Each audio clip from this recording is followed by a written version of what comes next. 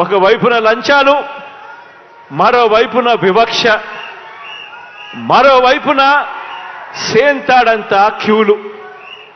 ఆలోచన చేయమని అడుగుతా ఉన్నా. గతానికి ఇప్పటికీ తేడా గమనించమని అడుగుతా ఉన్నా. ఈరోజు ఎవరికి పెన్షన్ కావాలన్నా కూడా అర్హత ఉంటే చాలు. అర్హత ఒక్కటే ప్రమాణికంగా ఈరోజు అడుగులు వేస్తా ఉన్నాం. ఈరోజు ప్రతి గ్రామంలోనూ కూడా గ్రామ సచివాలయాలు వచ్చాయి. గ్రామ వాలంటీర్ వ్యవస్థ మీ కళ్ళ ఎదుటే కనిపిస్తూ ఉంది. ఈరోజు వివక్ష అనేది ఎక్కడా లేదు. ఈరోజు గ్రామంలో ఎవడు లంచం అడిగేవాడు కూడా ఎవడు లేడు. అర్హత ఉంటే చాలు. ఈరోజు ఎవరు కూడా కులం చూడడం లేదు, మతం చూడడం లేదు, ప్రాంతం చూడడం లేదు, వర్గం చూడడం లేదు, చివరికి ఏ పార్టీ అని చెప్పి కూడా ఎవరు అడగడం లేదు. అర్హత ఉంటే చాలు. మీ కష్టం నా కష్టంగా భావించి ఈరోజు ప్రతి అవ్వకు, ప్రతి తాతకు, ప్రతి చెల్లెమ్మకు, ప్రతి అక్కకు ఈరోజు తోడుగా అండగా నిలబడే కార్యక్రమం ఈరోజు మీ బిడ్డ పరిపాలనలో మాత్రమే జరుగుతూ ఉంది అని కూడా చెప్పడానికి గర్వపడతా ఉన్నా. గతంలో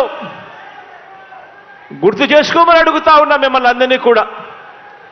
గతంలో ఎన్నికలకు 6 నెలల ముందు వరకు కూడా ఎంతమందికి పెన్షన్లు ఇచ్చేవాళ్ళు అని అంటే కేవలం 39 లక్షల మందికి.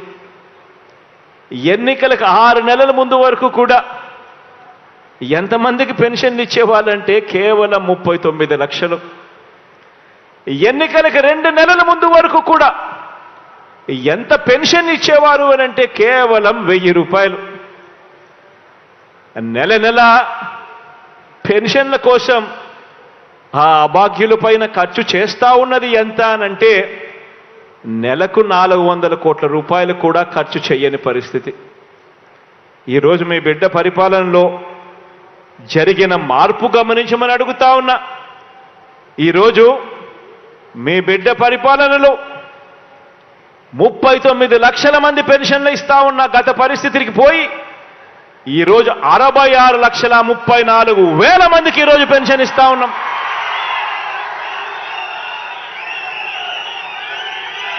గతంలో